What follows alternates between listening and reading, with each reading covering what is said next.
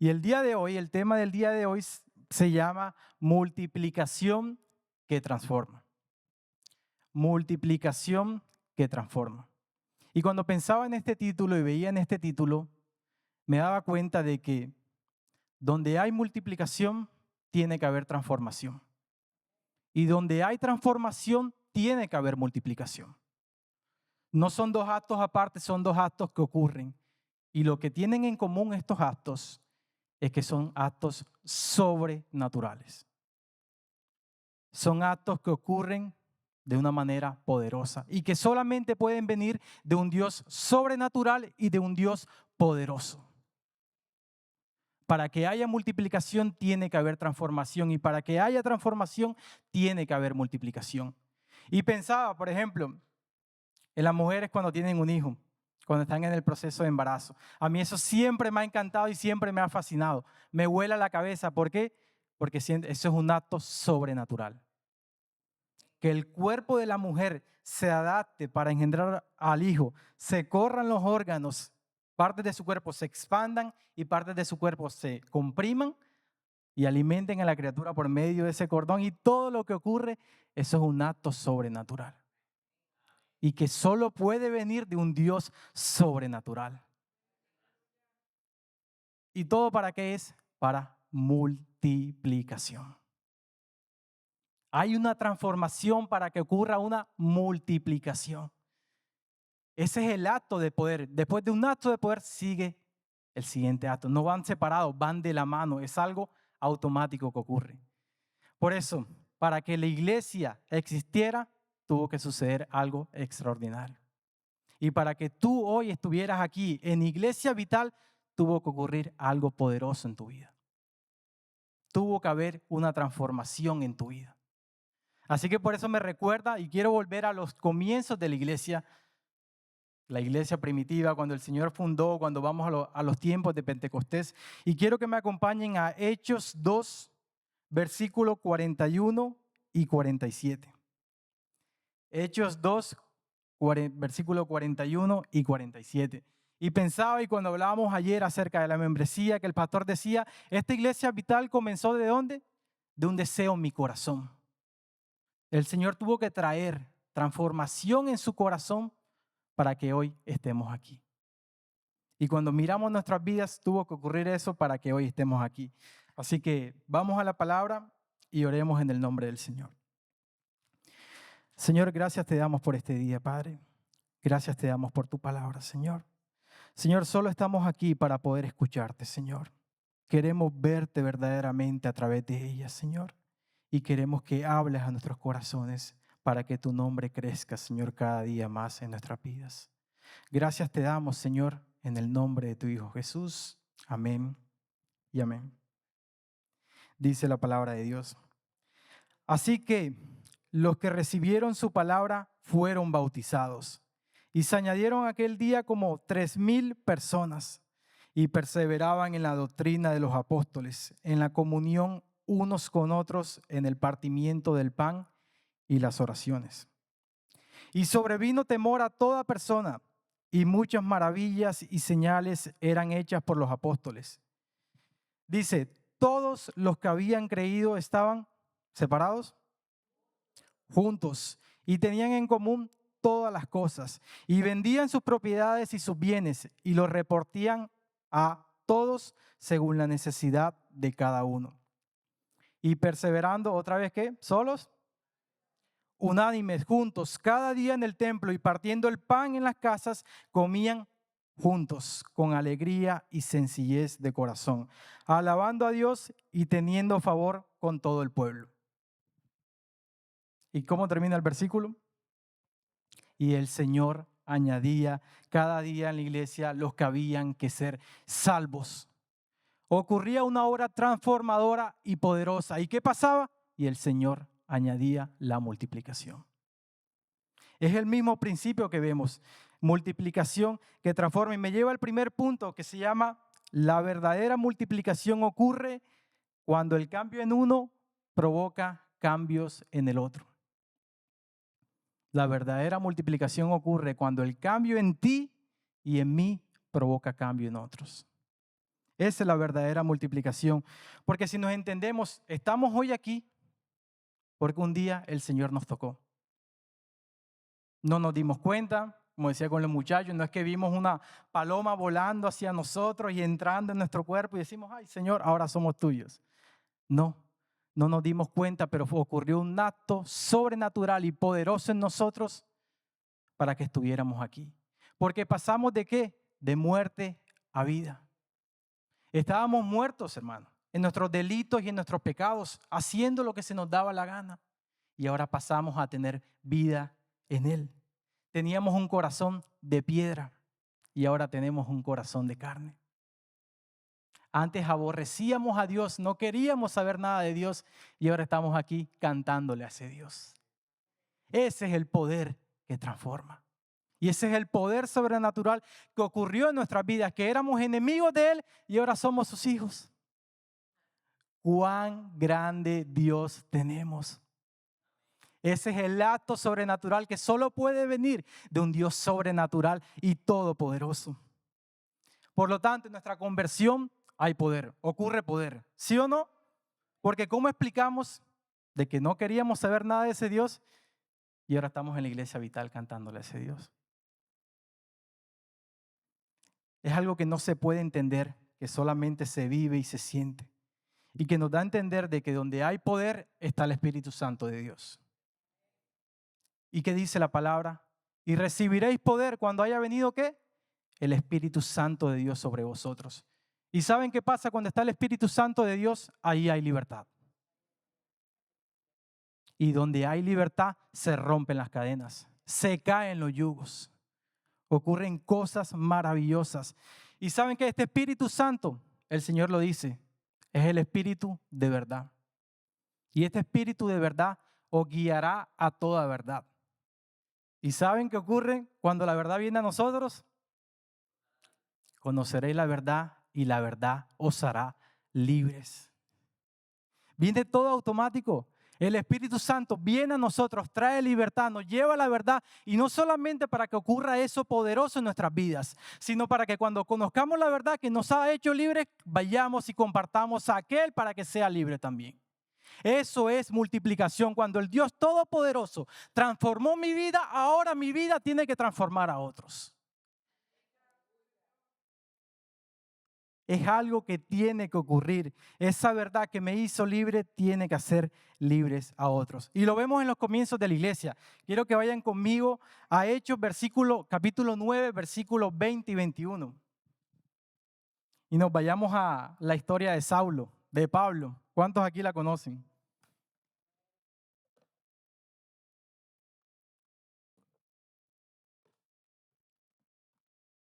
Hechos capítulo 9, versículos 20 y 21. Y hablamos de esta historia que pues tan conocida para muchos y que muchos nos encanta y nos impacta. Cuando Pablo va de camino, está persiguiendo a Jesús, a los cristianos, y tiene ese encuentro con el Señor y el Señor Jesús le dice, Saulo, Saulo, ¿por qué me persigues? ¿Quién eres tú, Señor? Yo soy Jesús a quien tú persigues.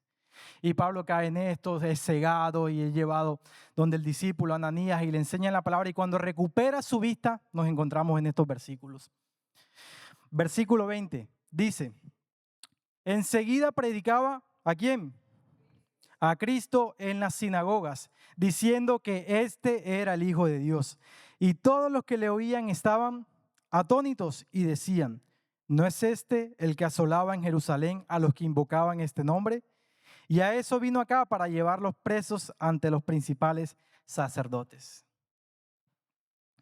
Este hombre que perseguía a todo aquel que invocaba el nombre de Cristo, ahora él proclama el nombre de Cristo. Este hombre que perseguía a todos los cristianos para alejarlos de aquel Cristo, ahora trae los hombres a los pies de Cristo. Esa es la transformación que multiplica. Él no lo entiende, pero es lo que está pasando y lo que está ocurriendo en ese momento. Y eso éramos tú y yo, hermanos. Decíamos, ¿cuántos aquí no pensaban antes de venir a los pies del Señor? Ese Dios no es real. Ese Dios está lejos, ese Dios no existe. Yo no tengo nada que saber con ese Dios. Y como hablábamos en la clase de los hombres, hasta muchos se burlaban de ese Dios. y nos burlábamos de los cristianos, de todas las locuras que hacían. Y ahora somos parte de esa locura llamada la cruz de Cristo.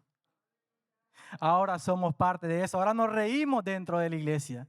Ahora entendemos lo que el Señor está haciendo y lo que ha hecho en nuestras vidas. Y eso era lo que vivía la iglesia cuando vemos el primer pasaje que leímos. Toda la gente estaba creciendo, toda la gente vendía sus propiedades, la ponían en común. ¿Por qué? Porque ellos estaban viendo que el ladrón ya no robaba más, sino que más bien daba de lo que no tenía. El hombre rico vendía todas sus propiedades, ya no las guardaba para sí, para darle a los necesitados y a los pobres. El borracho ya no tomaba más, sino que estaba sobrio para el Señor.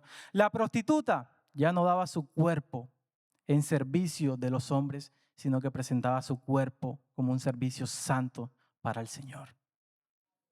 Eso era lo que veía la gente, que había un poder transformador que estaba pasando dentro de la iglesia y que estaba trayendo multiplicación.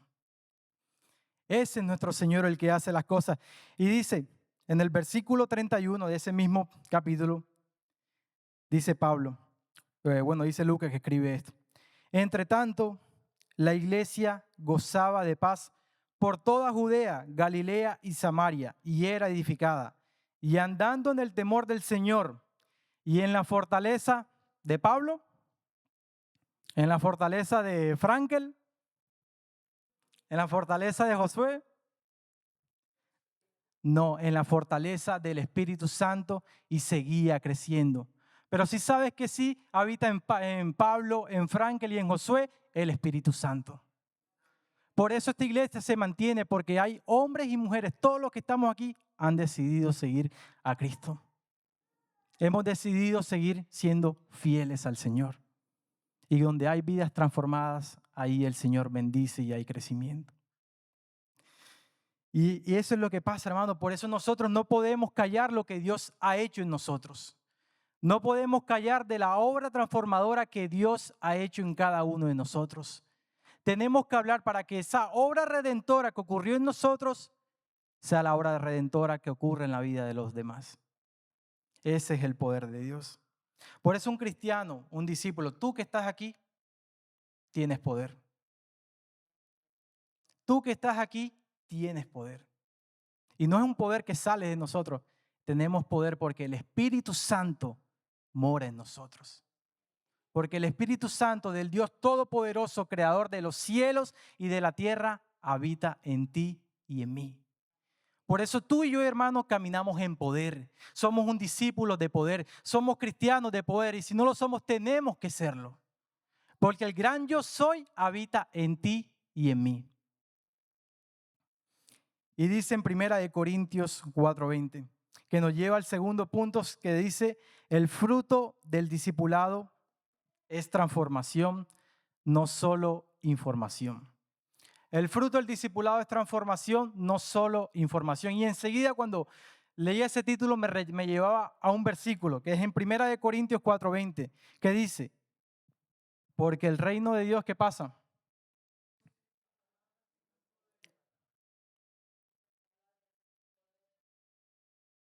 Y nosotros estamos en el reino de las tinieblas.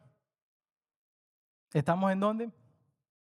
En el reino de Dios. Por lo tanto, si estamos en el reino de Dios, el reino de Dios no consiste en palabras, no consiste en cuán bonito yo predique aquí, consiste en el poder que viene del Señor, en el poder que viene del Espíritu Santo, porque las palabras mías, hermano, las palabras tuyas no tienen poder, pero las palabras de Cristo sí tienen poder. Si tienen poder para transformar tu vida, si tienen poder para transformar tu familia, si tienen poder para transformar las situaciones que te rodean, si tienen poder para cambiar una situación que estaba perdida por una situación de victoria en su nombre. Esas son las palabras de Cristo, porque el fruto del discipulado no es información, es transformación. El fruto del discipulado no son palabras, es poder. El fruto del discipulado no son palabras, son obras. Qué bonito decir te amo y no demostrar cuánto amamos a una persona. Qué bonito decir, sí, he pensado en ti, te quiero, estoy orando por ti. Y cuando vemos una necesidad, cerramos nuestro corazón teniendo para dar. Eso no son palabras. verdaderamente consiste en obras. Porque la transformación no es una palabra, la transformación es una obra que sucede. Por eso el fruto del discipulado, el pastor lo dice mucho, son vidas transformadas. Estamos aquí porque nuestra vida es una vida transformada por el poder del Señor. Por eso nuestra vida, hermano, tiene que vivirse de una manera totalmente diferente a lo que vemos en el mundo. Porque el mundo anda en la locura total. El mundo anda perdido. Tiene un pensamiento, si usted prende las noticias, ve las redes sociales, Dios mío, cuántas cosas no se ven allí, ¿no? Engaño, corrupción, asesinato, violencia, opresión, mentira. Vemos la pura y pura maldad del hombre. Un mundo perdido y cegado totalmente por el príncipe de este mundo. Y la maldad abunda y abunda y abunda y el amor en los corazones se enfría cada día más. Por eso tú y yo tenemos que vivir de una manera diferente. Porque el mundo entiende eso, ve eso y lo ha normalizado. Pero cuando viene, ¿qué piensa el mundo? El mundo piensa, el que me hace mal, mal le hago. El que me saluda, pues yo lo saludo. No vine a la iglesia, el hermano de la iglesia no me saludó, pues yo no lo voy a saludar tampoco. O en el trabajo, pues si mi jefe no me dice hola, pues yo tampoco le digo hola. Pero el que sí me hace bien, a ese sí lo trato bien. Ese es como el mundo piensa. Pero cuando viene alguien y te dice, hey, las cosas no son así.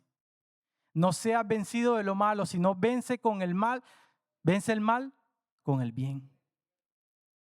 Cuando te dice, ama a quién, a tus amigos, a tu familia, a tus hermanos.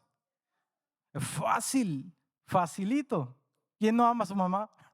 La mayoría aquí creo que la amamos, ¿no? Y como todo. Pero cuando viene alguien que viene del cielo y nos dice, amad a vuestros enemigos. Orad por los que te persiguen, por los que te quieren ver mal, por aquel en tu familia que ha acosado tu vida, que ha abusado de ti, por aquel en el trabajo que quiere que pierdas tu trabajo y que hace todo lo posible para que tu pie tropiece y tú caigas. Y te dice, ora por ese, ama a ese. Yo no te he llamado para que ames al que te ama, te he llamado para que ames al que está perdido. Sacude totalmente el pensamiento de este mundo, de que hago bien al que le hago bien y hago mal al que me hace mal. No, nos lleva siempre a ir un paso mucho más allá, a ser diferentes en medio de este mundo. Y aplica para todo. Por eso la única forma de que el mundo conozca y vean algo sobrenatural en nuestras vidas es cuando vivimos en el amor del Señor. Es cuando vivimos en el amor del Señor. Tú y yo somos del Señor. Amén. Tú y yo somos discípulos del Señor. Amén. Por lo tanto, nosotros somos la prueba viviente del poder transformador del Señor.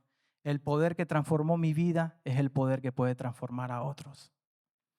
Por eso en Juan 13, versículo 35, nos dice, ¿cómo el mundo conoce al Señor? Dice el versículo. En esto conocerán, ¿quiénes? ¿Unos cuantos?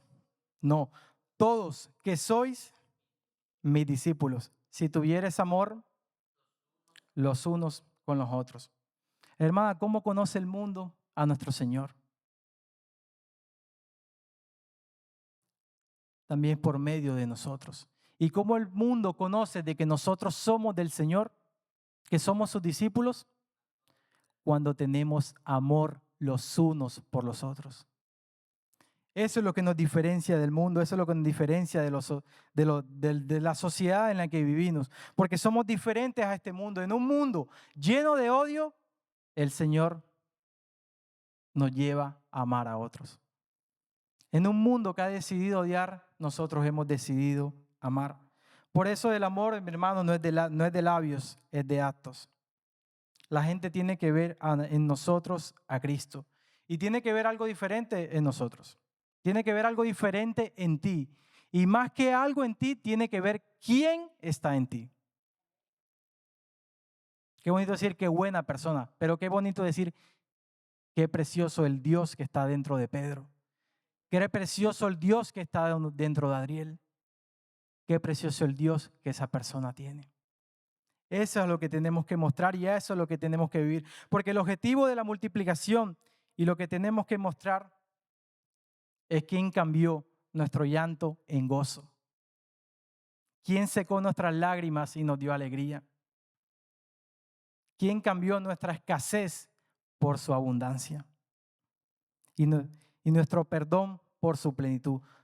Nuestro miedo por su amor. Eso es lo cual que tenemos que vivir, hermano, porque yo me levanto, tú y yo nos levantamos porque Él ha decidido hacerlo así. Vivimos porque Él vive. Me voy a dormir en la noche porque el Señor me ha permitido dormir en la noche. Respiro, ahora mismo respiramos porque el Señor así lo quiere. Por lo tanto, a todo nos debemos a Él y es a Él a quien debemos mostrar. ¿Y tú y yo somos perfectos? No. Tenemos miles de cosas imperfectas en cada uno de nosotros. ¿Sí o no? Hay miles de cosas en ti y en mí que son imperfectas. Y por más que me para aquí a predicar, el pastor se para a predicar, somos humanos, tenemos errores. Pero como dice ese sabio dicho cristiano, todo lo malo que veas en mí, soy yo, es Iván. Pero todo lo bueno que veas en mí, es Cristo. Todo lo malo, hermano, soy yo, es nuestra carne, nuestra humanidad. Pero lo mínimo, lo bueno que veas en mí, es nuestro Señor, que está obrando a través de nosotros. Y lo vemos muchas veces bueno, yo veo fútbol bastante. Bastante veo fútbol. Cuando marca un jugador un gol o lo que sea, bueno, en la parte que son de Colombia, se arrodillan y alzan sus manos y dicen, la gloria es de Dios y no mía. Y vas a verle y ven sus vidas totalmente desordenadas. Con mujeres, con drogas, con fiestas y con locura. Pero aún así dicen eso. Y uno piensa como que, bueno, qué contradictorio. Pero nosotros, aún así somos así. Tenemos miles de fallas, miles de pecados y miles de errores. Pero el Dios Todopoderoso habita en ti y en mí. Y seguimos creciendo día a día. Amén. No me mires a mí, míralo a Él. Porque de Él y por Él y para Él son todas las cosas. A Él sea la gloria hoy y siempre. Y nos lleva al último capítulo de este mensaje que se llama enfatizar que el propósito de este discipulado es formar vidas transformadas, no solo grupos o números. El propósito de este discipulado es formar vidas transformadas, no solo grupos o números. Les hago una pregunta. ¿Esta iglesia es grande? Somos una iglesia pequeña, pero el éxito de una iglesia y del discipulado no se mide por números. Se mide por vidas transformadas. Hay iglesias que están llenas y están muertas. Hay iglesias que tienen miles y miles de miembros y ahí no habita el Señor. Pero hay iglesias que son pequeñas y son poderosas en gloria para el Señor. Eso es lo que hace, lo vemos en campaña evangelística cuando va un predicador y dice, no, se convirtieron 5,000, 10,000 almas. Y predicaron eso. Y vas a ver esas almas y están perdidas totalmente. Preguntas cómo está su vida y está perdida totalmente. Porque verdaderamente lo que se mide el éxito de una iglesia es que nuestras vidas sean transformadas. Es que dentro de la iglesia tú estés creciendo. Que como hayas venido no seas igual a como estás en el pasado. Y lo vemos en 1 Corintios capítulo 3 versículos 6 y 7.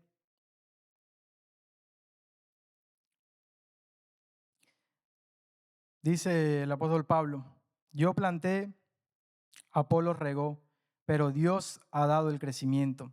Así que ni el que planta ni el que riega es algo, sino Dios que da el crecimiento. Y eso nos quita un peso de encima de nosotros, hermano. Porque al final sabemos que el poder transformador es de Dios, no es de nosotros. Tú no tienes el poder de transformar a una persona, pero sí tienes al Dios que transforma a las personas. Y estamos aquí para hacer ese instrumento del Señor. Señor, pero qué lindo es ser partícipe de esa obra, ¿sí o no? Que tú hablaste, tiraste la semilla, tú regaste, pero el Señor fue el que dio el crecimiento. Si el Señor, yo no di el crecimiento, pero qué lindo que el Señor nos llama a ti, hermana, a predicar la palabra y a decir, yo participé de esa obra salvadora del Señor. Él es el que da el crecimiento y Él es el que transforma. Nos libera de ese peso y nos libera de esa carga. Porque lo vemos, hermanos, los apóstoles no eran muchos. 12 apóstoles, los discípulos no eran muchos. Solo eran un puñado de hombres y de mujeres que han decidido creer en Dios y solo basta una persona que se levante para creer en Dios, para que la gloria del Señor caiga.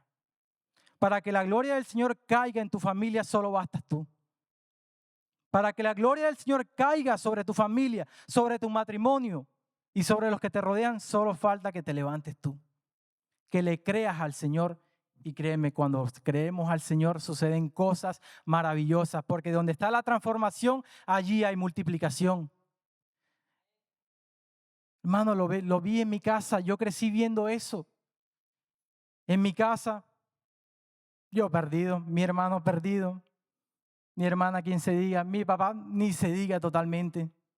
Tomador, le gustaba pegarse los traguitos muy seguido, pero mi mamá era la única que iba a la iglesia.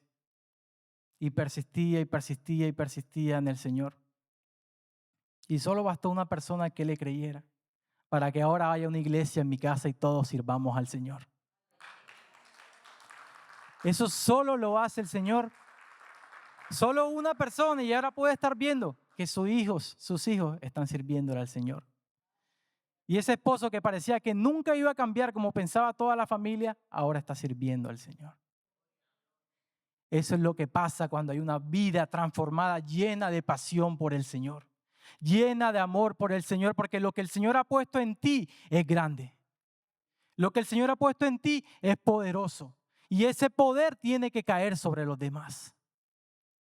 Y esa salvación tiene que venir sobre los demás. Tú y yo no estamos aquí por casualidad. Estamos aquí porque Dios Todopoderoso y lleno de amor se acordó de nosotros. Y nos salvó de donde estábamos. Nos limpió, nos rescató. Y cuando estaba todo perdido, nos dio una esperanza. Ese es nuestro Dios, hermano. Ese es un Dios. Yo vivo riéndome con el Señor. Yo me gozo con el Señor. Porque la vida del cristiano es una montaña rusa así de emociones. Pasan unas cosas en la semana. Pasan unas cosas en tu trabajo que tú te quedas loco.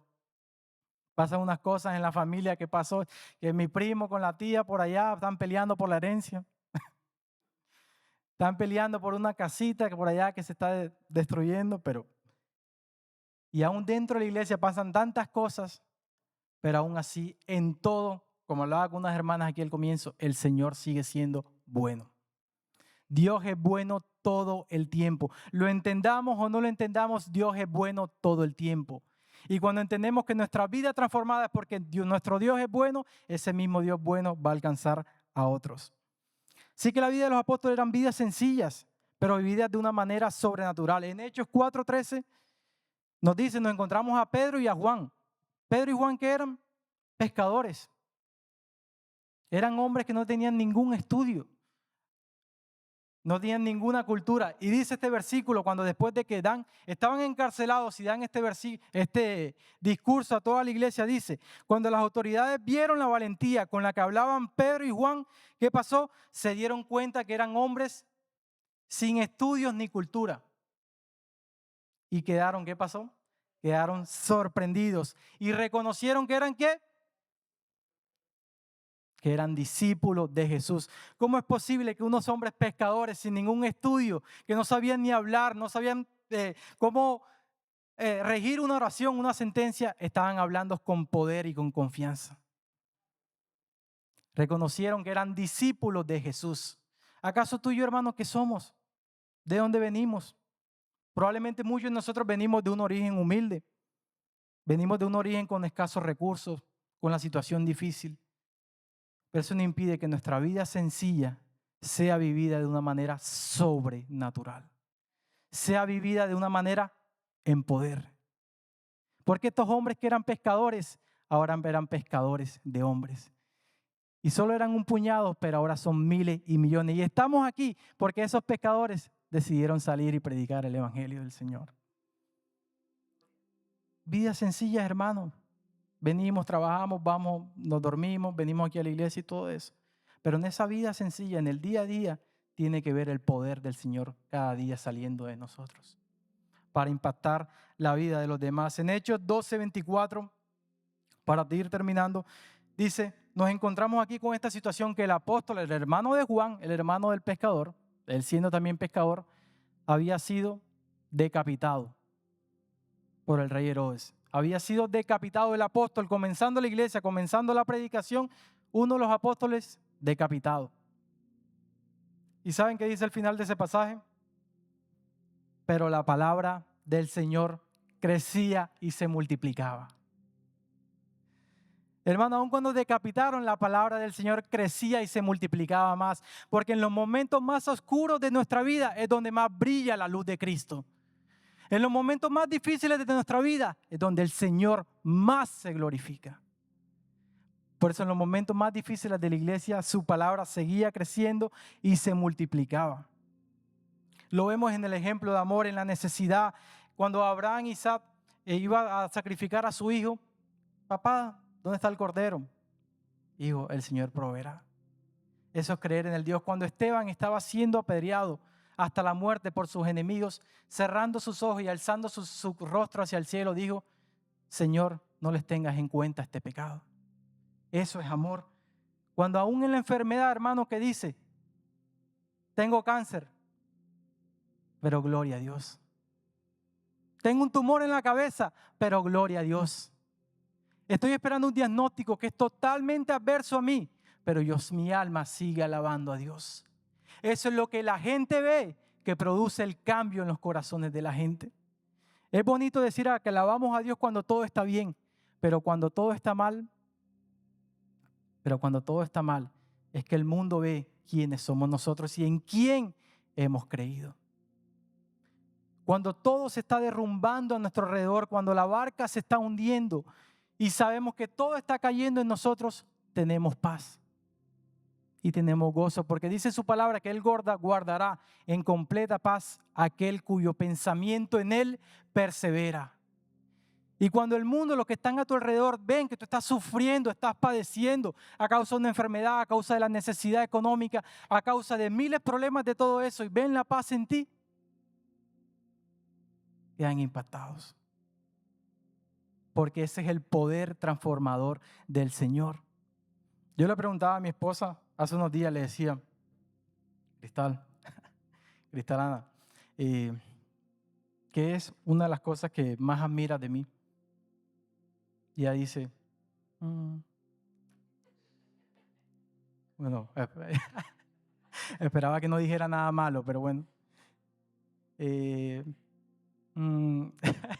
No, y me dice, la paz. Hermano, esa paz no viene de mí. Esa paz no viene de mí. Esa paz la viví yo en mi casa. Que cuando mi papá tenía 4 años sin empleo, mi mamá no trabajaba, éramos 6 personas en la casa, estudiábamos en colegio privado y no había ninguna fuente de ingreso. Yo veía la paz en mi mamá. Porque ella sabía en quién había creído. Y ella planchaba los uniformes de nuestra escuela. Y le preguntaba, mamá, mañana vamos para el colegio.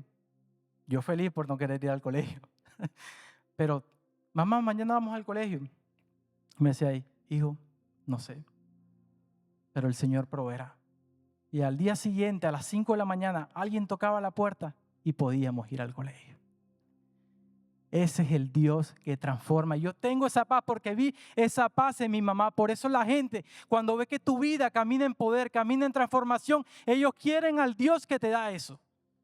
Ellos quieren al Dios que transformó tu vida.